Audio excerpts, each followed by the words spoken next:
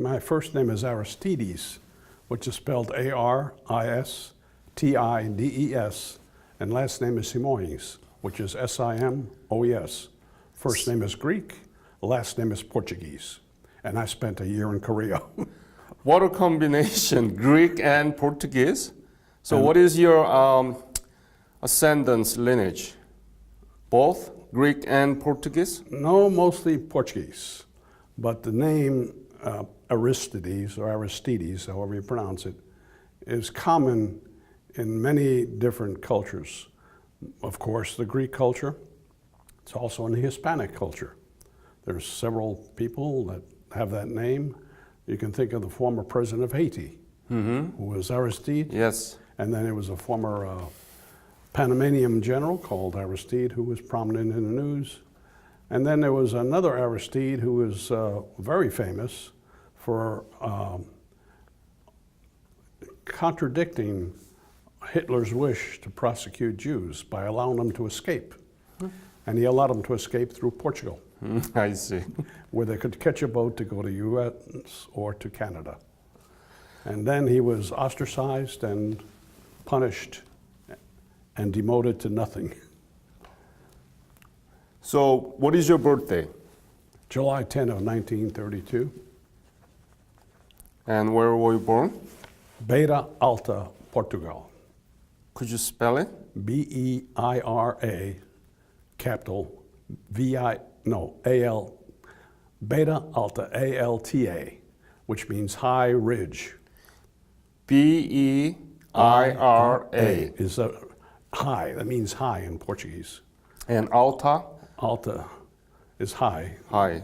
Well, I'm saying beta is a ridge, and alta is high. Tell me about the family that you were growing up. So you were born in Portugal. When did you come to the United States? I was 5 years old and emigrated to the area around New York City in a place called Tarrytown, because that's where a General Motors factory was at, and my father worked for General Motors. So tell me about your father worked at the General Motors. What about your siblings? Oh, currently I have a living brother who... 11? Living. Oh, living. And he's 10 years younger than I am. He's currently living in the New York area. Spent some time in the Air Force during the Korean War, but was stationed in Nova Scotia. I see. So he is Korean War era veteran. Right. And tell me about your school. What school went through, and when did you graduate? What high school? I graduated from Saunders Tech. It was a high school in Yonkers, New York. Could you spell? Saunders is S-A-U-N-D-E-R-S. D-E-R-S. Yes, it was a technical high school. Saunders. Technical high school. Wow. Yeah. When was it? 1952 I graduated. Correction, 1950. And that's in New York? That's in Yonkers, New York. Yonkers. Y-O-N-K-E-R-S. Tell me about this technical high school. What do they teach? Well, I majored in electronics. Oh, there's a major too. At that time. In the high school. Yeah. It's like a vocational school. Yes, true. Because that school also had another section which was for manual arts. And electronics was a new fad, especially television was just new, and I was fascinated with television repairs, fixing the machines. And that's what led me into the field of electronics, which is what I did in Korea. I helped maintain the radar that traced aircraft to target areas. It helped the aircraft get to where they were supposed to go. And did that school teach about history in Asia? And well, no, prior to that was a junior high school, which was called Hawthorne, and that's where they taught us about world events and civics, is what they called it. Did they teach about Korea? At that time, I think we called it Chosun.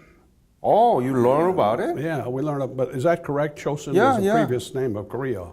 You sure? I mean, 99.99% of the interview that I had, or my directors, no one actually were, taught about Korea. At in that their time, school. what brought it up was the December 7th bombing of Pearl Harbor, and then all the schools got interested in telling people about the Japanese and where the Japanese used to be and what they did to conquer the Orient. And that's where Chosen came in, is that they were subjugating the citizens to some slave labor and other unspeakable crimes. Alf, that's very good. Yeah. You are very exceptional. But did you know where it was located? We just knew it was near Japan, Near Japan. Yeah. So everything about Korea was related to Japan. Because the Japanese had invaded Pearl Harbor, and that's what the focus was. Why are the Japanese mad at us? And after graduation, what did you do? I went to work for a New York telephone company fixing payphones. They used to have telephones you put money in, and you could make a telephone call. Now they have cell phones. You don't need to carry any money. Yeah. Yeah. And Around that time, even the whole national network of phone wasn't established at all, right? oh, there was a national network of telephones, yes. You could go in there and dial and call long distance. You could even call Korea if you had enough money to put in the machine. Oh, really? Yeah. From directly? Yes. Oh. So you... Oh, incidentally, it's another interesting aspect of coin telephones. And that's where you go to the phone, put money in, and dial the number or call the operator. When I was in Japan, there was no place to put the money in. It was a little box. And you put the money in the box and make change. I say, these people are very honest. So you must have made good money at the time. Oh, you never make enough money. Oh. When you live in New York, you need every penny you can get. So when did you join and how did you join the military? What did I do in the military? No, how did you join the military? Were you drafted or enlisted? No, I enlisted because the war is on Korea, and if you didn't join something you wanted to do, they would put you in the army and wherever they wanted to put you. And I wanted to stay in electronics. So When did you enlist it?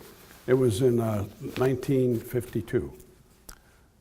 May 28th, 1952. Wow, you remember that. Yeah. And where did you get the basic? Upstate New York, not too far from your school. Really? At, Sampson, New York, Sampson Air Force Base in Geneva, New York, Ah. overlooking the canal, the lake, Lake Ithaca, I think it was. Is that, you know your geography there better. But I don't know where the Samson Air Base What was was Geneva? Right? Geneva. Geneva. Yeah, it's close to Ithaca, yeah. Yeah, okay. Yeah. Nice country up there. Cold in the winter, but nice in the summer. Very nice. I love it and I love snow, so You got it all. yeah. What kind of training did you receive? And basic, just how to march and how to fight and how to shoot a gun. And then you went for technical, right? Right, I went to technical school Where? at Scott Air Force Base in Belleville, Illinois. And I went to school there and learning how to maintain ground radar and also ground telephone communications and ground to air communications. So I had about a year of training, and after completing, they asked me to stay on as an instructor. So I taught there for about 6 months, and then I wanted to go to the field to apply that learning. You must be very good at the time, because you have a background of working at the telephone company. Right. So, did you like it, right? I wanted to stay in that field, I enjoyed it. While you staying in the United States, did you hear anything about Korean War? When I was in the United States, Yeah, while you were working and learning and then instructing about the ground radar and ground air communications and others, did you hear anything about Korean War? yes, at that time, in the 50s, 52 especially. There was a lot of conflict between Right. Korea and the rest of the world. And we were answered Harry Truman, President Truman's call to go over there and help. He called it not a war, a police action. How did you know about that? It was all over television and radio. Yeah. President Truman wanted the Americans to go out there and help the Koreans with a, quote, police action. He didn't want to say, I want to send some people over there to go to war, because people didn't want to go to war. They just finished World War II, and the last thing they wanted is go to another war. So he was very smart in calling it a police action to help the Korean people keep the gangsters and bad people away. Yeah. So when did you leave for Korea? I Did you left- volunteer to go to Korea, or Well, what it's kind happened? of interesting. The equipment I was working on, which was microwave radio telephone, which was new. Instead of putting up telephone poles to carry the telephone messages, they put up microwave, which are radio towers, every 8 miles. No, I'm sorry, every 30 miles, and send the signals via microwave, radio waves, from one tower to another, and didn't have to run wire. It was faster and more secure. And they were putting that equipment in 3 places. One was in Germany, another one was in someplace in the Middle East, and one was going to be Japan. And the Middle East was supposed to be Korea, but they didn't say that. Far East. Far East, yeah. Yeah. No, I'm sorry, I said Middle East. Well, the reason is somehow the equipment that was supposed to go to Japan wound up in the Middle East for some political reason. And that means that when I got there was no equipment for Korea. So I had to wait for it to get there, and I put in some other equipment which we used for a while. And that's the reason I signed up. I left the radio training school to go into the field, and I didn't know which one I was going to go to. I was going to go to Germany, or was going to go Far East, or the Middle East, or Japan. So they sent me over to Japan. From Japan, they sent me to Korea. And I wound up in Seoul at a radar station that tracked aircraft on Mig Alley, that was tracing the Russian aircraft. At the time, the Sabre jets went after them, and after the MiGs, and it was like a game they played up there, chasing nobody but not firing anybody. So the microwave radio telephone, that's a beginning of wireless communication. Right, right. And our mobile phone, right? That's it. Yeah, so there was a very, very new technology. Yeah, that's why I chose it. So that micro radio telephone equipment's supposed to be in Japan, but went to Middle East, so that they brought it back to Japan? Yes. And then you went Japan. Right. When did you leave for Japan? From Korea? No, from the United States. No, I'm from the United States directly to Seoul, Korea. When did you leave from where? Okay, I left from Scott Air Force Base, where they had the school that I was training at. Scott. Scott Air Force Base. Could you spell it? SCOTT. And from Scott, I went to San Francisco to get on a ship to go to Tokyo, Japan. Right. At Tokyo, Japan, I stayed there 3 days, and then I got on an airplane that landed in Seoul, Korea. Where? Gimpo? No, outside of Seoul. That's a Gimpo. That's what? Gimpo? Kimpo? Yeah. I didn't. Kimpo Air Force Base, huh? Yeah. And when? When did you land in Korea? That was back in January of 1954. 54. And where did you go from there? I stayed in Seoul until for I think it was about a month. And then they said there was an opening at a detachment at Gangneung, if I'm saying that correctly. And there was a radar station up on top of a hill. And the purpose of that radar station was to guide aircraft to what they called MiG Alley, M-I-G-G Alley. And there the American jets would play games with the Russian jets. It was practice, you know. They didn't fire anything because it was a truce, but they still stayed in practice. And then from there, they learned that the equipment I was supposed to be working on microwave radio technology, it was going to be arriving, but it was a different type.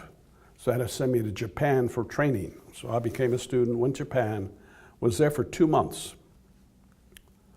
And then I came back to help install the new equipment at a location, at a base, at a location called Reunification. And we set up that radar station, and the purpose of that radar was to track aircraft and guide aircraft to bombing areas. And these were all practice runs. There was no hostilities, but they still stayed in practice. Is that microwave radio telephone or different? Well, we had both. Both. That So, station, so microwave radio telephone system and radar came both to Uijeongbu for the first time? it was there when I got there.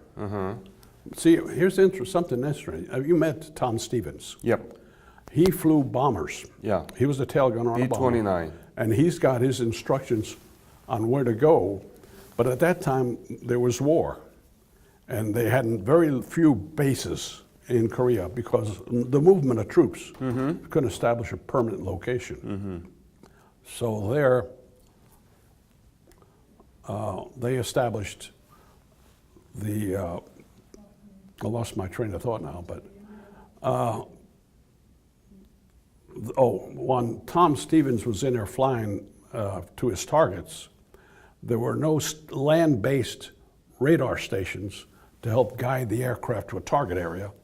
Those that control that radar tracking was on board ships. U.S. Navy helped them go to the target area. Then after things stabilized and it was a peace treaty, they wanted to set up a more permanent and stable tracking system. They wanted a radar station to be on land, and they set that up at Uijeongbu. So Uijeongbu had a radar tracking station, and they also had radio telecommunications to Japan, so they could coordinate their bombing runs. Very good. But that was after the war. Oh yeah, it was after the war, yeah. So I think that is very important aspect that we haven't really talked about. The Korean War veterans, they fought during the war. But at the same time, it's not just about the war, but also it is the contribution of American military to Korea that those kind of technology transfer has been made. Yes. So that the Koreans, for the first time, have a radar station there, and they were able to use microwave radio telecommunications. Right. Right? Right, that is correct. Yeah. And that's very important contribution made by the American military to the Korean society. Because we didn't have that technology. No, you didn't. Right? That is true. Yeah. And military hospital, all the equipments that came from the United States in hospital, military hospital. And the Korean medical doctors and staffs, they began to learn about those things. Yeah. So it's not just about the fighting or battle, but every aspect of this kind of technology transfer, knowledge transfer, has been done during the Korean War and after the war. Yeah. Yeah. And the Koreans done well with electronic development. Exactly. You see these Samsung. Yeah. And what's the other one that's pretty hot? LG. LG, very good equipment. And really, that has had an adverse effect on people working in the United States. LG made nice washing machines. Yeah. They used to be made right up the highway here in Iowa. It's not actually adverse. Now we are working together. So that Samsung and LG, they put up their factory here so that we can hire more Americans Well, to work that's not there. what happened here. Oh, it's not here, but They closed a factory in Iowa, which was Maytag. Maytag closed their factory, and those people were without work because all that was now being made someplace else by LG. It's a constant replacement of new jobs and new employees. And there's a little adjustment of the workforce that had to go through. But don't you, you made a good point, because the wireless microwave radio technology wasn't there. Now, Samsung and LG, they are one of the top competitors in the world market, They right? are. What do you think about this transformation? Transformation, it's caused, the helped establish a good industrial base for Korea. At the same time, to force the American manufacturers to transition their workforce to higher levels, computer programming. Yeah. So it's had a beneficial effect, but there were some pains in the transition. But did you imagine that Korea would become like big in this electronics in world market? As I see pictures of Korea today, I can't believe it. They have skyscrapers that are great. Let's talk about technology that you are good at. Did you imagine that Korean people will develop such high tech so that we can compete in the world market at the time? You'd never, At the time, I didn't think so, no. Because the people in Korea were devastated. You know, they had been displaced from their homes, and some of the military installations took over farms that belonged to people, which affected their livelihood. And our base there in Uijeongbu took over a man's farm, and he wasn't too happy because that was the way he made a living. Mm-hmm.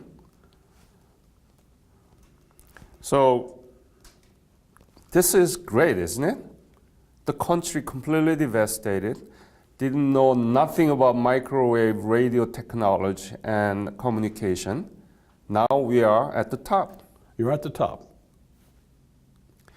And despite such successful outcome came out of Korean War and your sacrifices and honorable service, our history textbook doesn't tell much about it. Yeah, that's right. Why?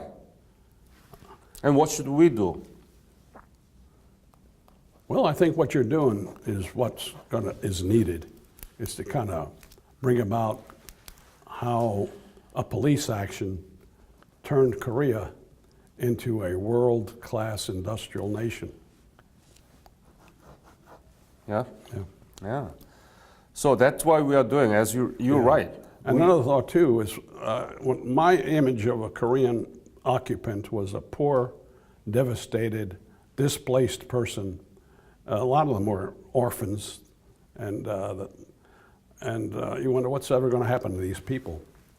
And now, as a result of technology, they're working for LG and Samsung, and they have some brilliant people coming here to the United States schools and going back to Korea to operate the higher technology. And that is your legacy. Yeah, and you are being part of it. Yeah, I am proud of it. I'm glad I've made a lot of good friends in Korea. A lot of them were natives, and a lot of them were fellow Americans.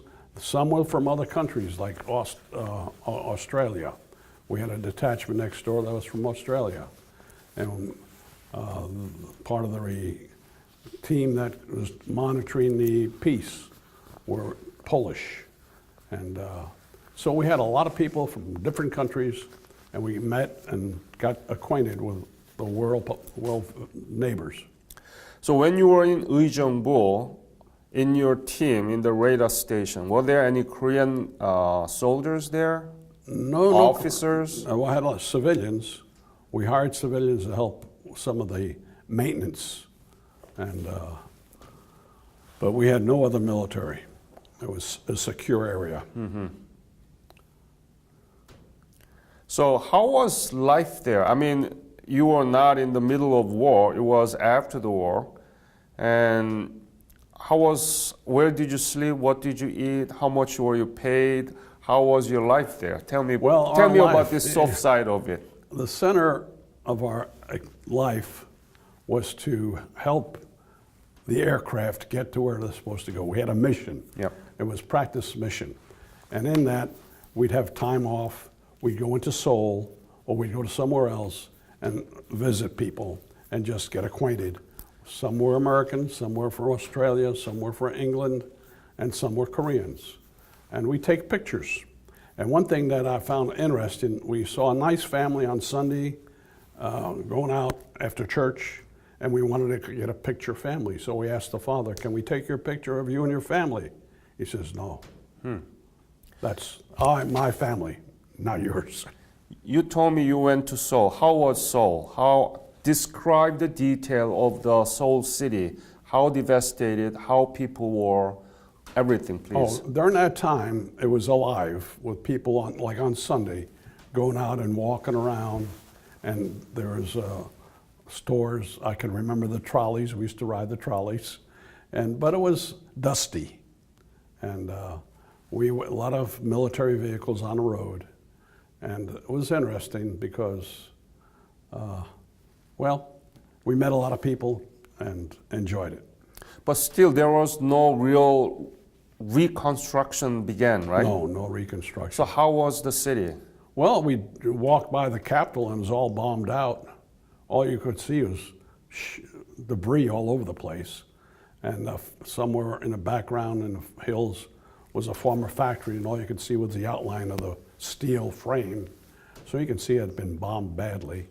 And you'd walk by, I can remember seeing a store, all holes in it, from 50 caliber artillery. I don't know who made the holes. It could have been Americans fighting the North Koreans or North Koreans chasing the South. Yeah, because when there was Incheon landing in September 15th of 1950, and then after that, Marines went to Seoul to recover the capital city of Korea, and that's what happened. And how about people? Were they still looking for food? Were there many orphans in the street looking for anything there to were, eat? Yeah, young kids were the most common, and we'd help them out, and some would be very thoughtful. And of course, because of the impoverished nation, I can remember one incident which stays in my mind. One little Korean boy had his hat opened to asking for money, and as I reach in my pocket, he goes up with his hat past my pocket, and I heard something click, and my pen and pencil would disappear. So I said, you poor kid, you need those pen and pencils more than I do. Here, you keep them, and here's some money. But they were so desperate to find things that they were really struggling to live. And you can't blame him for that, So he was lifter, right? Yeah, he had a very unique, his hat. That's a very he was smart. skill, right? He had a wire rim, a coat hanger Oh my goodness. underneath his hat.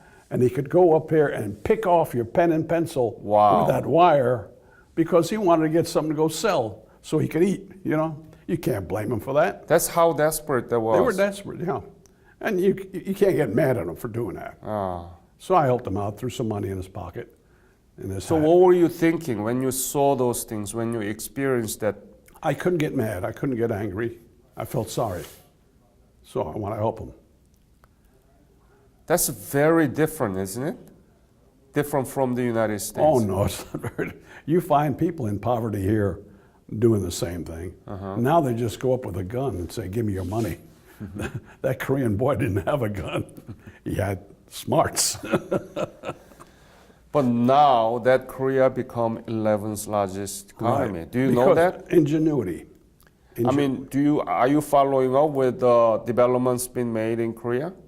Well, the latest thing I've had is a turmoil that's going on in Korea about these bribery and scandals where the president was Impeached. Right.